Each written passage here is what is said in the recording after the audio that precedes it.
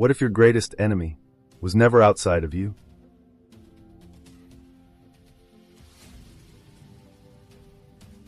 They teach us to be conquerors of lands, of markets, of nations, but they rarely teach us to conquer the most dangerous territory of all, ourselves. Men rush into the world swinging their swords, claiming they are ready for war. But the true war begins long before the battlefield. It begins in the silent, private trenches of the soul, where no applause reaches and no enemy can be blamed. This is the war within, and it is the only war you must win. Your greatest enemy is not out there. It is not the one who insulted you. It is not the one who betrayed you. It is not the one who tries to take what's yours. It is the part of you that wants to react without reason, the part that seeks comfort over discipline, the part that craves vengeance more than justice, the part that refuses to wait, refuses to listen, refuses to learn. That part must be mastered, or it will master you. We are born with instincts, with impulses, with fire, and that fire can light the world, or burn everything you've built to the ground. Most men fear the judgment of others. The Stoic fears only this, becoming a slave to himself. You see, the body can be chained, the reputation can be stained, the fortune can be stolen, but no one can imprison a man who has ruled his own mind. That is the discipline I speak of, not the discipline of schedules and diets and habits alone, but the deeper, sharper form, the discipline of self-command. To feel rage rise and not let it speak. To feel desire ache and not let it lead. To feel fear whisper and not let it decide. This is not suppression. It is sovereignty. Because to let your anger drive you is not freedom. It is slavery to your passions. To obey your every craving is not living. It is being ruled by what is base in you. A wild horse runs fast, but crashes into cliffs. A trained horse gallops with purpose and power. Which one do you want to be? The path of the Stoic is not easy. It is not fashionable, but it is unshakable, because the man who has conquered himself walks into any storm without trembling. And if he falls with honor. If he wins with grace. If he loses, he remains whole, because his worth was never based on outcome. It was built in the inner arena, where no eye sees but his own. This world will tempt you to act fast, to speak first, to fight without thinking. It will say, react now, retaliate now, indulge now. But the Stoic listens to a deeper voice. The voice that says, wait, observe, choose with wisdom. And in that space between impulse and action, that is where freedom lives. It is in that space where the man is separated from the boy, where the emperor rises from the crowd. Do not be fooled by strength of muscle. The strongest man is the one who can rule himself. Not once, but daily, moment by moment, in traffic, in arguments, in heartbreak, in humiliation. That is where discipline is tested, not in the easy victories, but in the bitter moments. The man who can endure offense without retaliation has already won. The man who can say no to pleasure when no one is watching is already rich. The man who can delay action until truth is clear is already powerful. The war within is not loud. It has no trumpets. It has no medals. But it determines everything. Because how you lead yourself determines how you will lead others. How you control your thoughts determines how you shape your future. And how you carry yourself in silence determines who you are when the world shouts. Do not underestimate this. The world belongs to the calm. The storm will always come, but only those with anchored souls will stand when it passes.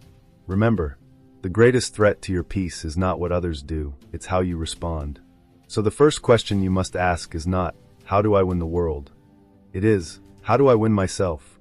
A man can conquer cities, and still be conquered by a single thought.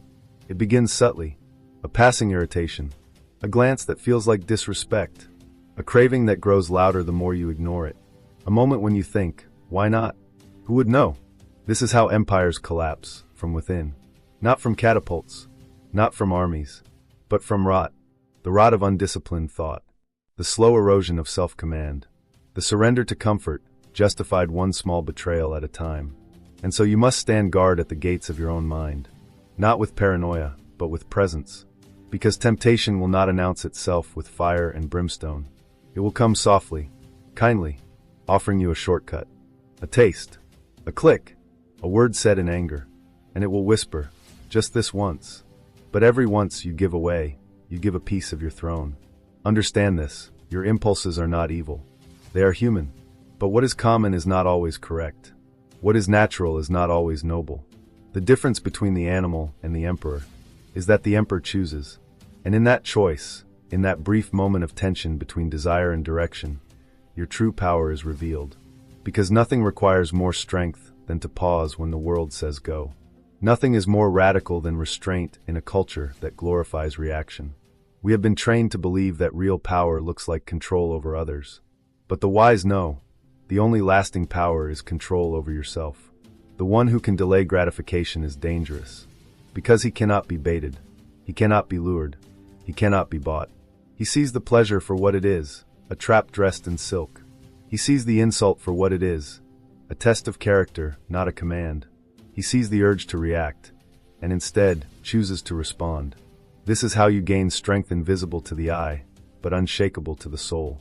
It is what Marcus Aurelius wrote in the solitude of his journal. Not for the Senate, not for the soldiers, but for himself. You have power over your mind, not outside events. Realize this, and you will find strength. And yet, even the wisest feel the pull. Even the disciplined are tempted. But they win not by being immune, but by being aware. By catching the thought before it becomes action. By feeling the flame, but refusing to fan it. That is the true warrior, not the one who never feels anger, but the one who doesn't let it drive the blade. And so we arrive at the moment that separates the man from the legend. The moment when you could strike, and you don't. The moment when you could indulge, and you abstain. The moment when you could scream, and you breathe. That is the invisible victory. That is the real triumph. Because in mastering that moment, you haven't just resisted a temptation. You've carved a new path through your mind. You've proven to yourself, I am in command. Not my craving. Not my fear. Not my past. Me. This is how power is forged, not by dominating others, but by dominating the chaos within. Let the world chase fame. Let the fools seek comfort. You were not born for that. You were born for the harder thing. The quieter thing. The thing that builds real freedom. And that freedom begins with this truth. The greatest victory is the battle not fought. You win by walking away from the insult. You win by saying no to what feels good and yes to what is good. You win by taking the energy of your anger, your fear, your lust, and transforming it into purpose. The Stoic does not kill the passion, he redirects it. He channels it into the mission, into virtue, into service. He is not cold, but clear. And that clarity is terrifying to the undisciplined. They cannot tempt you. They cannot provoke you, because you are no longer reactive. You are chosen, directed, composed. You are not soft. You are sharpened. And when the time comes to act, you will act. With the full force of your spirit, not flailing wildly, but striking with precision. Because you waited. You watched. You listened. And now you decide. This is the mark of power. Not in noise, but in stillness before the storm. To all those who think they are strong because they are loud, let them shout.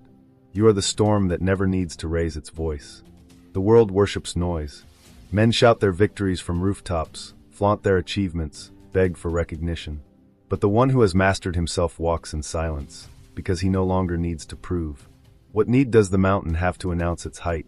What need does the sea have to justify its depth? Your victories don't need applause. Your strength does not require validation. Because the one who has fought the war within walks with the quiet confidence of a man who has nothing to hide and nothing to fear. The truth is this, most people are not fighting you, they are fighting themselves. And in their chaos, they try to drag you into their storm. But you are not moved. You do not step into their fire, because you've already walked through your own. You have stood face to face with your impatience and outlasted it. You have stared down your rage and diffused it. You have been alone with your mind, and found it steady, not screaming. And that is a victory no army can steal. Understand, the world will always test your discipline. You will be provoked, rejected, mocked. You will be tempted by easy exits, sweet lies, and the seductive voice of the lesser path. And when you resist, when you choose the harder way, people will call you cold, unfeeling, arrogant, detached. But what they do not see is the furnace within. What they mistake for apathy is actually mastery. It takes more love to stay calm in a storm than to drown in it with the crowd. It takes more courage to walk away from the fight than to throw the first punch. It takes more strength to rule yourself than to rule a kingdom. And so the emperor must be misunderstood, because the path of self-rule is lonely. But it is clean, it is honest, and it is free. Freedom is not the ability to do whatever you want. It is the ability to not be controlled by what you want. It is the quiet knowing, I could act, but I choose not to. I could speak, but silence is wiser. I could take, but I wait. That is power. The kind that doesn't expire with age. The kind that isn't shaken by loss. The kind that doesn't crumble when criticized. Because when your house is built within, it cannot be torn down from without. And so we return to the root of it all. Discipline is not punishment. It is alignment. It is saying, this is who I am, and I will not betray that, even when no one is watching. Impulse screams, but purpose whispers, and the disciplined man listens for the whisper. That whisper is what woke you before dawn. It is what kept you from saying something you'd regret. It is what pulled you back from the edge, when ego demanded you leap. Do you hear it? It is not loud. It is not glamorous. But it is true. And the disciplined man follows truth, not because it is easy, but because it is right. In that quiet, daily choosing, his crown is forged. Not of gold, not of jewels, but of iron resolve. The Stoic king wears his power beneath the skin. You will not see it on his robe. You will not see it in his chariot. You will see it only when the world falls apart, and he remains whole. That is the power you are building. One decision at a time. One refusal at a time. One quiet victory at a time. Do not let the world's chaos shake what you've built. They will say you've changed. You've grown cold. But you have only grown still. Still enough to see clearly. Still enough to act wisely. Still enough to remain untouched, even as the fire burns. You no longer need to win arguments. You've already won yourself. And so the crown is placed, not on your head, but on your soul. Because you have conquered the most dangerous territory a man can face. Yourself. A man spends his life chasing shadows, status, applause, dominance. And all the while, the only enemy worth defeating waits within, silent, patient, watching. We think we need to change the world. But the world reflects us. When anger governs you, you find it everywhere. When you are ruled by desire, everything becomes a temptation. But when you are calm, the storm has no meaning. It is just weather. And that's why the greatest work you can do is inner work. There is no opponent out there stronger than your undisciplined mind. No rival more dangerous than your ego.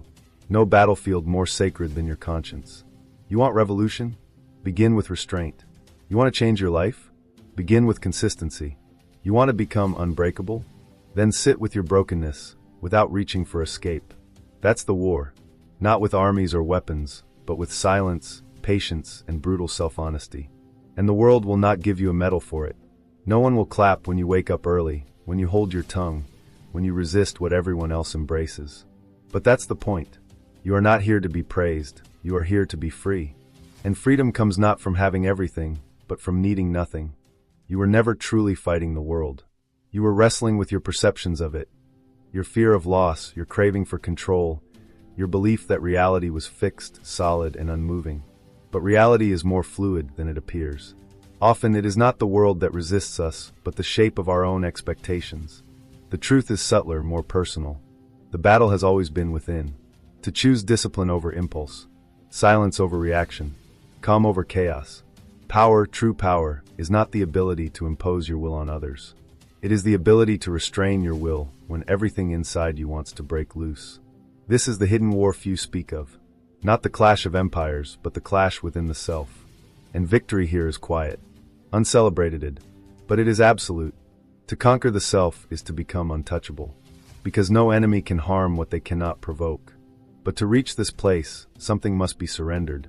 Not your strength, not your ambition, but your habits, your assumptions, the stories you've told yourself since childhood about what matters, what hurts, what must be feared.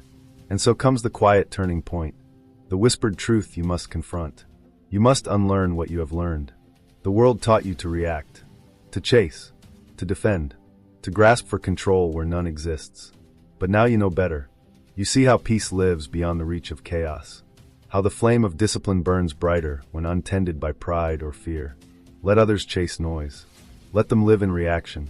You walk the narrower path now, not because it is easy, but because it is yours. They may strip you of title, of praise, of comfort, but they cannot take your stillness. They cannot shake the ground beneath a man who has built his footing within. And that belongs to you. Always.